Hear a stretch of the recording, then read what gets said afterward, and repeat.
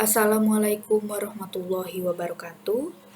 Selamat datang di pelajaran IPS kelas 7 tingkat SMP atau MTS semester ganjil. Kali ini kita akan masuk pada materi bab 2, yaitu interaksi sosial dan lembaga sosial.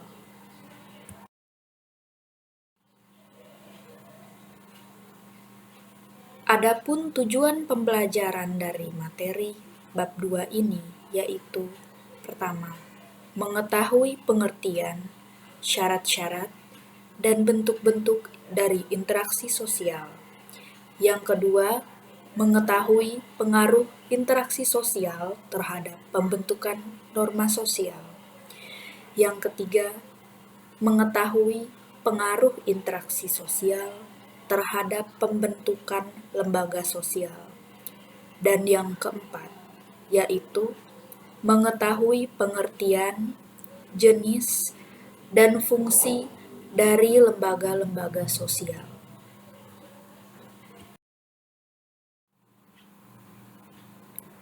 Beberapa kata kunci yang terdapat pada materi dalam bab 2 ini yaitu interaksi sosial, kontak sosial, kerjasama, akomodasi, asimilasi, akulturasi, kompetisi, kontraversi, konflik, lembaga keluarga, lembaga pendidikan, lembaga ekonomi, lembaga agama, dan lembaga politik.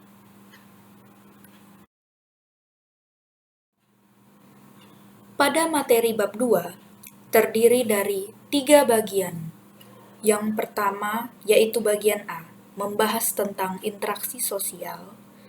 Yang kedua yaitu bagian B, membahas tentang pengaruh interaksi sosial terhadap pembentukan lembaga sosial. Dan yang ketiga yaitu bagian C, membahas tentang lembaga sosial.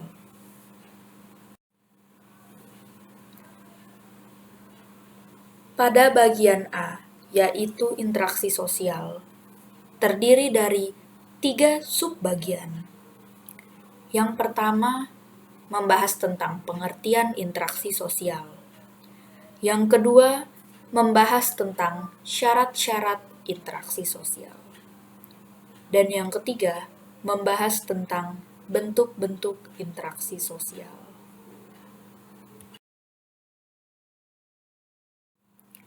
Kita akan masuk ke subbagian yang pertama dari bagian A, yaitu pengertian interaksi sosial.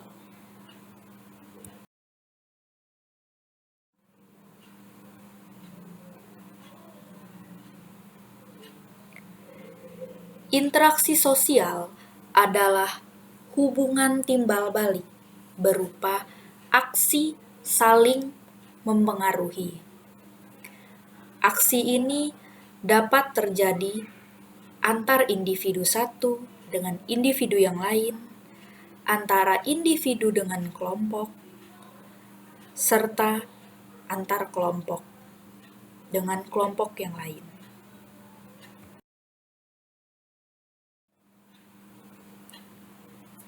Beberapa contoh dari interaksi sosial yaitu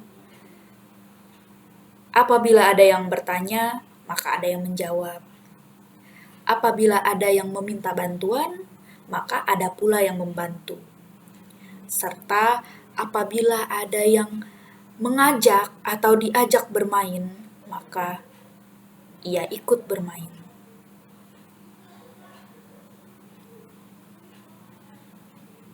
Berlangsungnya suatu proses interaksi sosial disebabkan oleh 5 faktor menurut pendapat dari Surjono Sukanto. 5 faktor tersebut yaitu imitasi, sugesti, identifikasi, simpati, dan empati.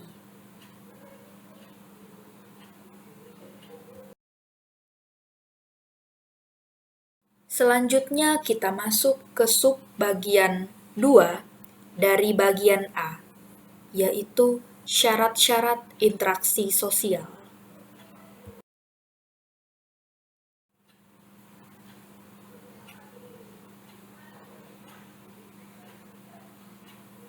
Syarat-syarat terjadinya interaksi sosial menurut Surjono Sukanto terdapat 2 hal, yaitu kontak sosial dan komunikasi.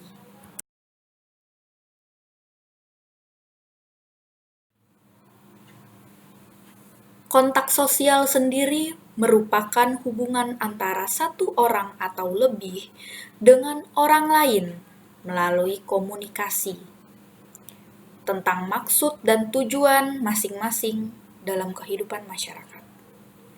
Sedangkan komunikasi adalah proses penyampaian pesan dari satu pihak ke pihak lainnya.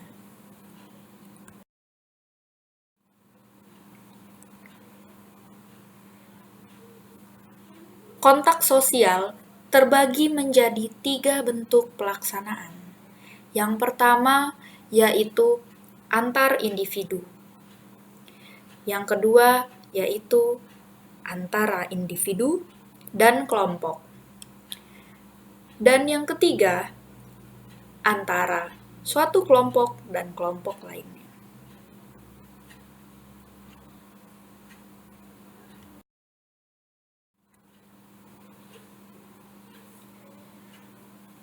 Apabila kontak sosial memiliki 3 bentuk, komunikasi memiliki 5 unsur pokok. Yang pertama yaitu komunikator.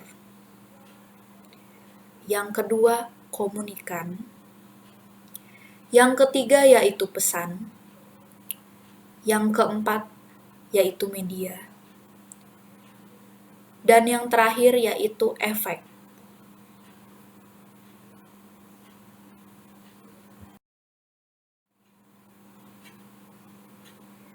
Selanjutnya kita akan masuk ke subbagian 3.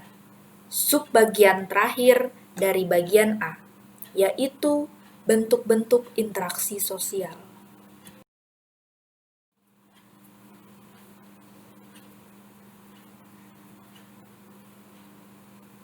Bentuk-bentuk interaksi sosial dibagi menjadi 2 hal besar, yaitu interaksi sosial yang bersifat asosiatif dan interaksi sosial yang bersifat disosiatif.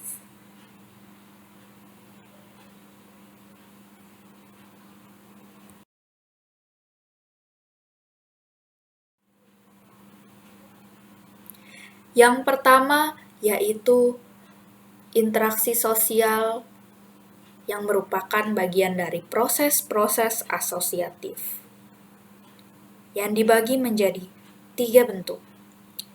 Yang pertama yaitu kerjasama, yang kedua adalah akomodasi, dan yang ketiga yaitu asimilasi. Kita akan bahas satu persatu, mulai dari kerjasama. Kerjasama dibagi menjadi 5 macam. Yang pertama, bargaining. Yang kedua, kooptasi. Yang ketiga, koalisi. Yang keempat, joint venture. Yang kelima, kerukunan.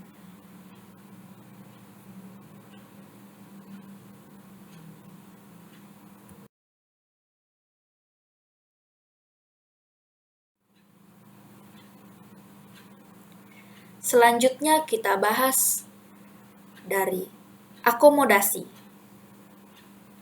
Akomodasi dibagi menjadi 8 macam. Yang pertama yaitu pemaksaan.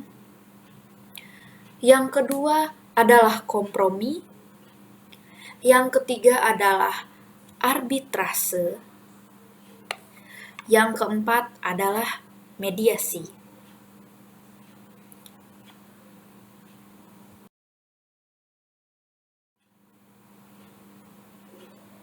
Selanjutnya, yang kelima adalah konsiliasi.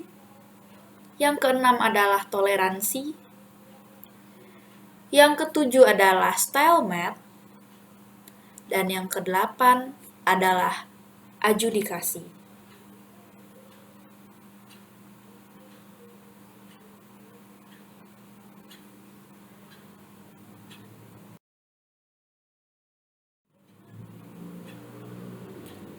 Yang terakhir dari proses asosiatif yaitu asimilasi. Asimilasi memiliki beberapa faktor yang mempermudah dan menghambat prosesnya. Yang pertama, kita akan membahas faktor yang mempermudah proses asimilasi.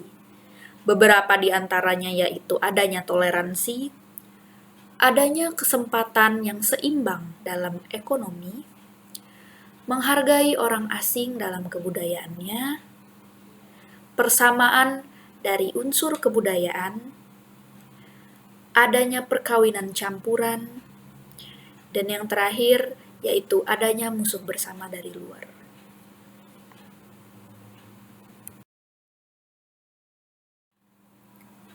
Selanjutnya yaitu faktor-faktor yang menghambat proses asimilasi.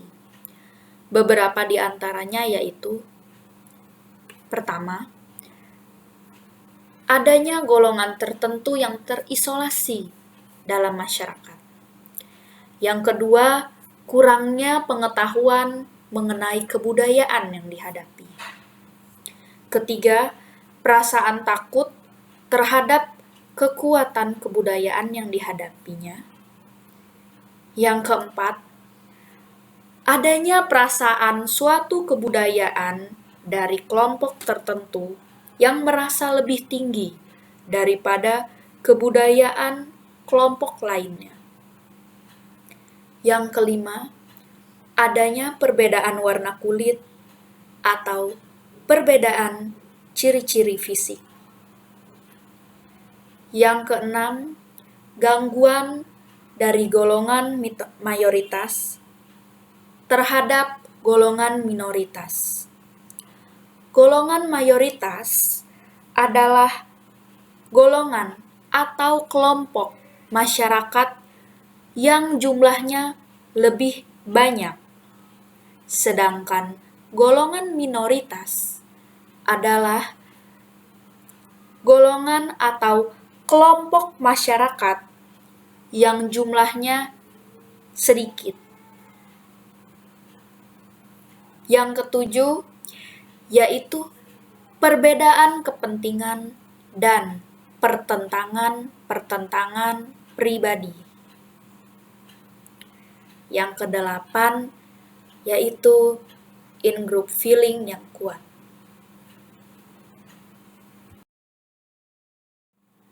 Selanjutnya kita masuk ke interaksi sosial yang bersifat disosiatif, yang terbagi menjadi 3 bentuk pula. Yang pertama yaitu kompetisi, yang kedua yaitu pertentangan, yang ketiga yaitu kontraversi.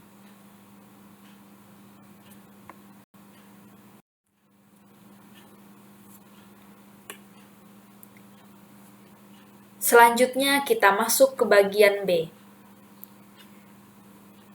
Pada bagian B yang membahas tentang pengaruh interaksi sosial terhadap pembentukan lembaga sosial, terdiri dari 2 subbagian.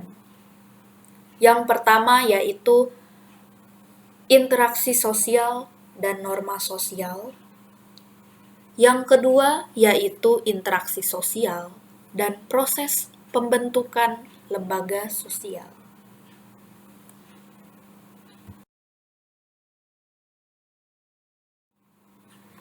Yang pertama kita akan membahas subbagian 1 dari bagian B, yaitu interaksi sosial dan norma sosial.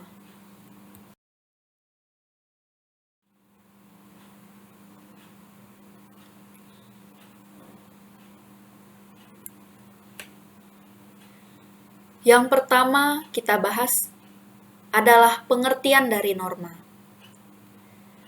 Norma sendiri adalah aturan, kaidah, atau ketentuan yang mengikat kelompok dalam masyarakat. Norma digunakan sebagai panduan, tatanan, dan juga pengendali tingkah laku masyarakat.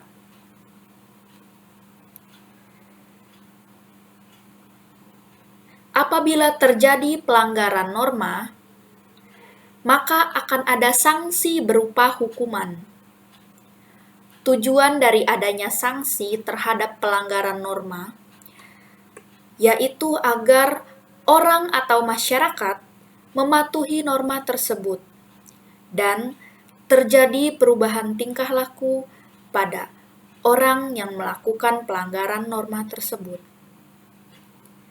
Dengan demikian, kehidupan masyarakat dapat berlangsung dengan baik dan tertib.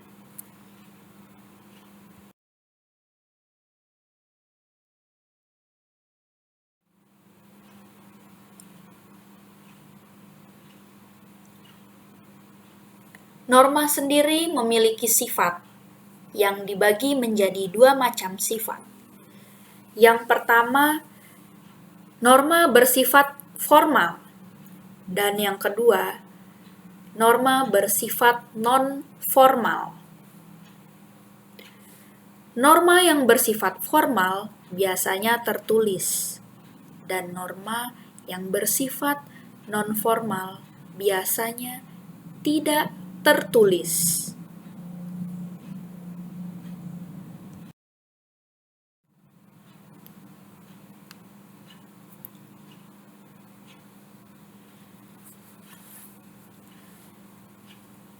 Selanjutnya yaitu tingkatan norma apabila dilihat dari kekuatan mengikat terhadap anggota masyarakat.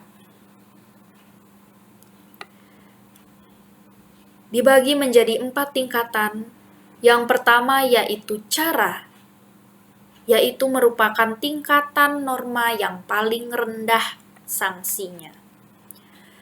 Selanjutnya yaitu kebiasaan. Kekuatan mengikatnya lebih kuat dibandingkan cara. Berikutnya yaitu tata kelakuan.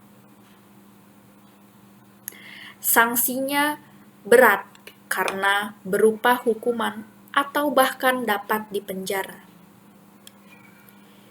Yang terakhir yaitu adat istiadat. Sanksinya merupakan penolakan dari masyarakat.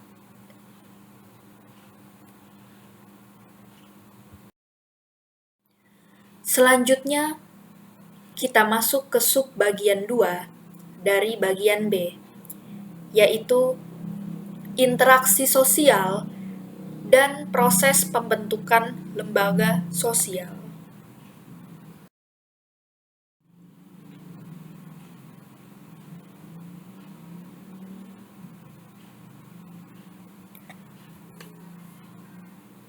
Interaksi sosial merupakan dasar dari struktur sosial. Struktur sosial dan budaya dibentuk berdasarkan interaksi sosial. Dengan adanya interaksi sosial, maka dibentuklah lembaga sosial. Lembaga atau institusi sosial ini dibentuk melalui 2 cara, yaitu secara terencana dan juga tidak terencana.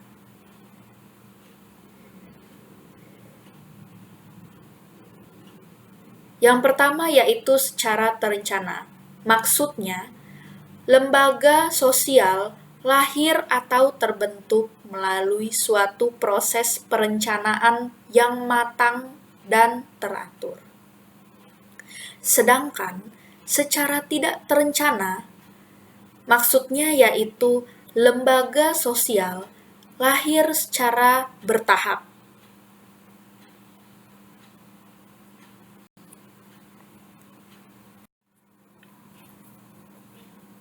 Yang terakhir kita masuk ke bagian C. Pada bagian C, yang membahas tentang lembaga sosial, terdiri dari 2 subbagian pula. Yang pertama yaitu pengertian lembaga sosial, dan yang kedua yaitu jenis dan fungsi lembaga sosial.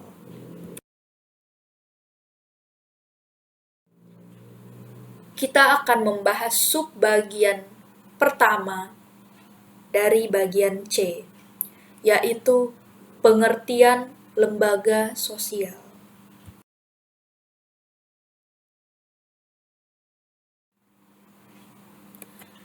Pengertian dari lembaga sosial menurut Surjono Sukanto adalah himpunan norma dari segala tingkatan yang berkisar pada suatu kebutuhan pokok dalam kehidupan masyarakat. Sedangkan pengertian lembaga sosial menurut Leopold dan Howard Becker adalah jaringan proses-proses hubungan antar manusia dan kelompok manusia yang berfungsi untuk memelihara hubungan tersebut serta pola-polanya sesuai dengan kepentingan manusia dan kelompoknya.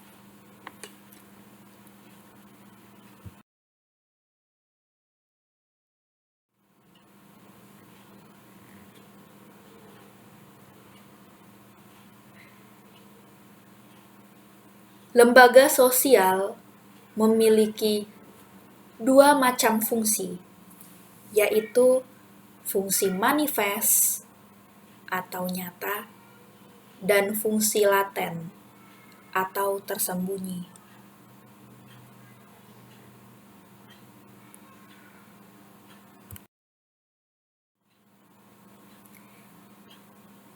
Yang terakhir kita masuk ke subbagian 2 dari bagian C, yaitu jenis dan fungsi lembaga sosial.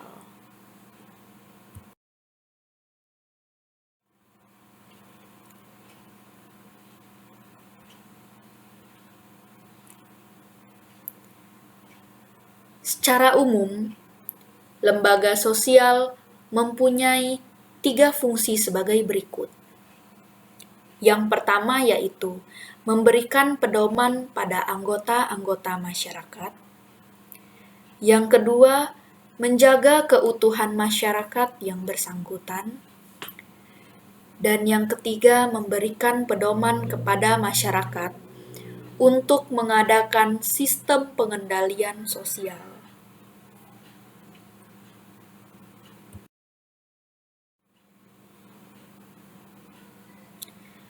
Selanjutnya yaitu jenis-jenis dari lembaga sosial yang dibagi menjadi 5 jenis.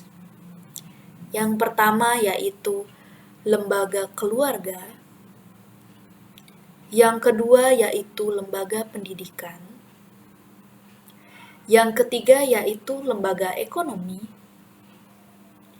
yang keempat yaitu lembaga agama, dan yang kelima yaitu lembaga politik.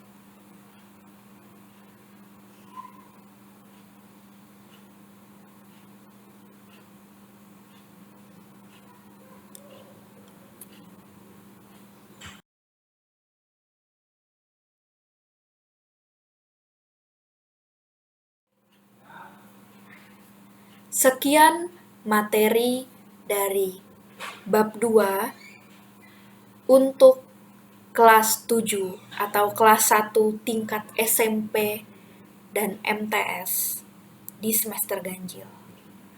Wassalamualaikum warahmatullahi wabarakatuh.